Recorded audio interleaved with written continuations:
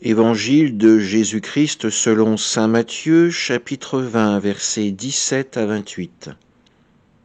En ce temps-là, Jésus, montant à Jérusalem, prit à part les 12 disciples, et en chemin il leur dit : « Voici que nous montons à Jérusalem. Le Fils de l'homme sera livré aux grands prêtres et aux scribes. Ils le condamneront à mort et le livreront aux nations païennes, pour qu'elles se moquent de lui, le flagellent, le crucifient.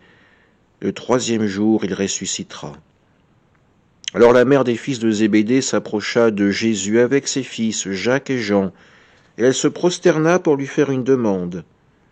Jésus lui dit : « Que veux-tu ? » Elle répondit : « Ordonne que mes 2 fils que voici siègent l'un à ta droite et l'autre à ta gauche dans ton royaume. » Jésus répondit : « Vous ne savez pas ce que vous demandez.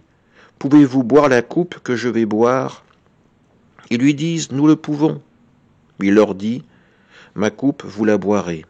Quant à siéger à ma droite et à ma gauche, ce n'est pas à moi de l'accorder. Il y a ceux pour qui cela est préparé par mon Père. » Les 10 autres qui avaient entendu s'indignèrent contre les 2 frères. Jésus les appela et dit : « Vous le savez, les chefs des nations les commandent en maîtres, et les grands font sentir leur pouvoir. Parmi vous, il ne devra pas en être ainsi. Celui qui veut devenir grand parmi vous sera votre serviteur, et celui qui veut être parmi vous le premier sera votre esclave. Ainsi, le Fils de l'homme n'est pas venu pour être servi, mais pour servir, et donner sa vie en rançon pour la multitude. » Acclamons la parole de Dieu. Dans cet évangile, Jésus nous envoie un message d'humilité, un message de simplicité. Il annonce sa mort et sa résurrection, et il est confronté à une mère de famille qui souhaite placer ses 2 enfants à des places privilégiées à ses côtés dans ce futur royaume dont elle ignore encore tout.